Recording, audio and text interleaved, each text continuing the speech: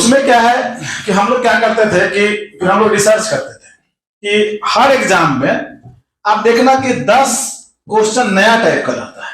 कहीं भी अब एग्जाम देने जाना, लोग नौकरी के पहले भाषण देते हैं बहुत कि हम ईमानदारी से काम करेंगे, करप्शन है तो मेरा नहीं हो रहा है। वही जब जॉब में आ जाते हैं तो उसी सिस्टम का हिस्सा बन जाते हैं। तो बिंदु थी जिसपे आपने विचार नहीं किया? क्या ऐसा कुछ था जो तैयार करना था आपने नहीं किया? अगर इन बिंदुओं पे ध्यान दीजिएगा तो मेरा मानना है कि बहुत सा लड़का है जिसको बहुत दिक्कत होती होगी, खास करके आर्थिक परेशानी होती होगी, हम मानते हैं। तो हर कोई उसके लिए सॉल्यूशन है। अब जैसे मैं 10+2 किया तो मेरे फादर बोले कि देखो पैसा वैसा तो है नहीं, पढ़ा नहीं पाएंगे, एक काम करो तुम सऊदी चले जाओ। हम बोले सऊदी तो हम जाएंगे नहीं। तो मैंने क्या किया, मैं 10+2 के बाद ट्यूशन पढ़ना शुरू किया। मैं ट्यूशन पढ़ाया, पूरा BSc किया। उसके बाद फिर कंपटीशन के लिए मुझे कभी सोचना नहीं पड़ा।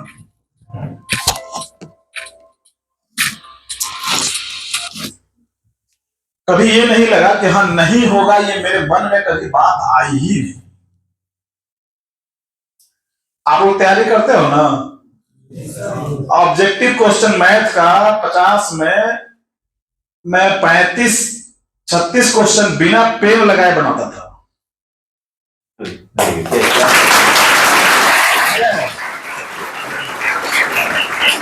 SSC CGL जो होता है, पहले हम लोग के समय में प्री में होता था 2 पेपर, 100 मैथ होता था। तो हम लोग जानते हैं कितना मारते थे 100 में? 97-98 मारते थे। हम लोगों में गोल होता था कि कौन, हम 3 फ्रेंड थे, एक अंडर सेक्रेटरी है मिनिस्ट्री ऑफ होम में, एक लड़का और है बनारस में। तो हम लोग कभी भी एग्जाम देने जाते थे, हम लोग का टाइम कभी भी घटता नहीं था, बच जाता था।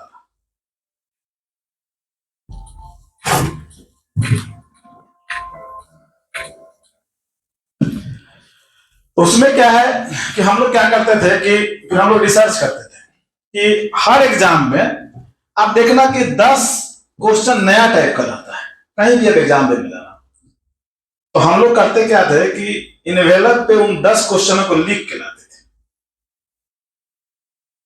तो हम लोग बैठ कर उसको बनाते थे कि बना तो हम लोग वहां भी देते थे, लेकिन कितना कम समय में बन सके उस पर हम लोग रिसर्च करते थे।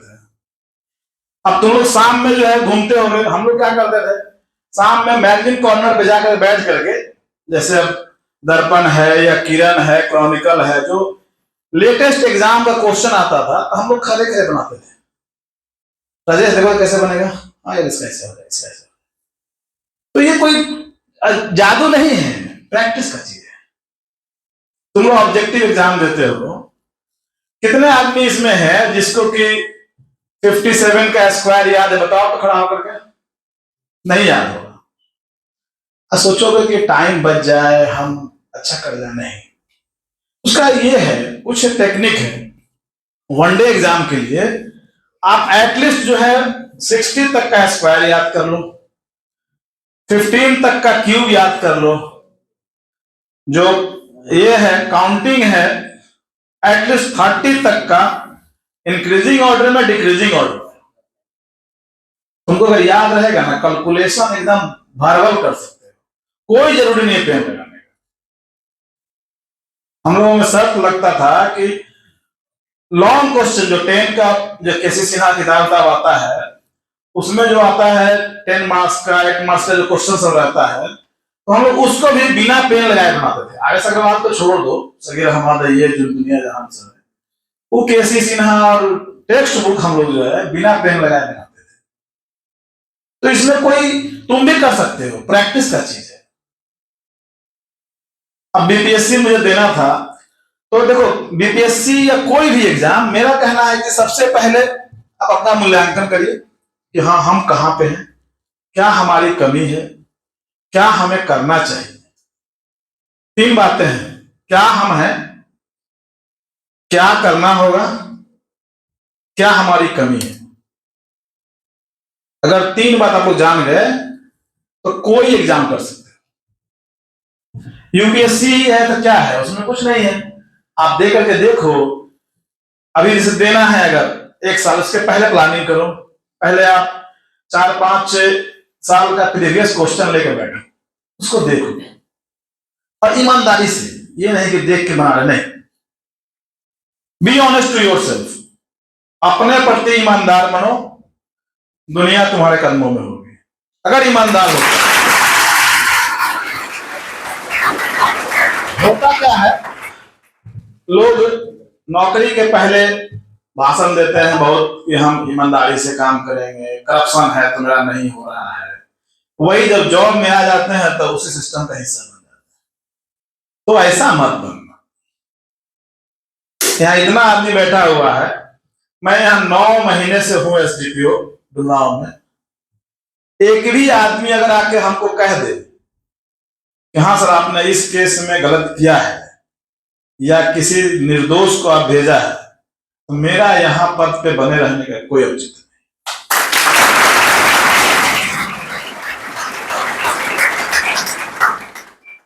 सिलेक्शन के लिए आप अपना मूल्यांकन कीजिए और कंटिन्यूअस प्रैक्टिस कीजिए।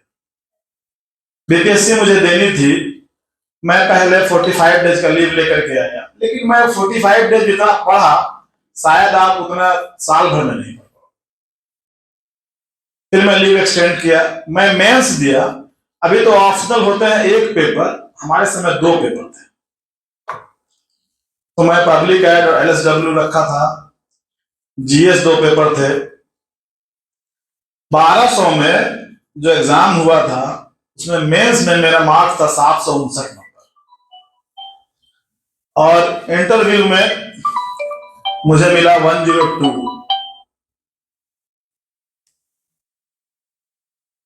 हेलो, उस समय कट ऑफ क्या था, जनरल का 725 था, मेंस का, और फाइनल कट ऑफ क्या था जनरल का, उसमें 840, मेरा 862 था। तो मैं फर्स्ट प्रेफरेंस दिया था डीएसपी, मुझे डीएसपी मिला।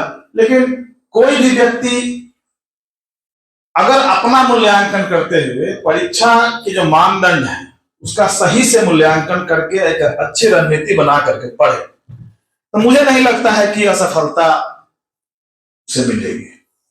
असफलता अगर मिलती है तो आप अपना मूल्यांकन कीजिए, व्यवस्था को कोसिए नहीं, यहाँ सिस्टम ऐसा है वैसा है, नहीं। आप अपना मूल्यांकन कीजिए पहले कि हाँ आपसे कहाँ चूक हुआ, क्या ऐसी कोई बिंदु थी जिसपे आपने विचार नहीं किया, क्या ऐसा कुछ था जो तैयार करना था आपने नहीं किया। अगर इन बिंदुओं पे ध्यान दीजिएगा तो मेरा मानना है कि आप कोई भी एग्जाम क्रैक कर सकते हैं। और रही बात गांव और शहर की, गांव और शहर आज के डेट में कोई मायने नहीं रखता है। आपको जो जानकारी चाहिए, आप मोबाइल सब लोग देखते हो, तो आप लोग गाना देखिएगा, ये देखिएगा, आप स्टडी मटेरियल देखिए ना। आप यूट्यूब पे जो भी चैप्टर आपको लगता है कि नहीं मुझे दिक्कत आ रही है, यूट्यूब पे देखिए, उससे सीखिए। और कोचिंग संस्थान का क्या इंपॉर्टेंस है, कोचिंग संस्थान क्या करती है कि आपको रिफाइन कर देती है। मैं किसी स्तर पे किसी कोचिंग में नहीं गया, ना बीपीएससी के लिए गया, ना एसएससी सीजीएल के लिए गया, ना अदर एग्जाम के लिए गया, क्योंकि मुझे कभी ऐसा लगा नहीं। हम 3-4 लड़के थे, आपस में बैठ करके हम लोग प्रैक्टिस करते थे। आप लोग भी कर सकते हैं। आप स्टॉप वॉच रखिए। कोचिंग संस्थान का क्या है कि दिशा आपको दे देती है, लेकिन मेहनत तो आप ही करना है।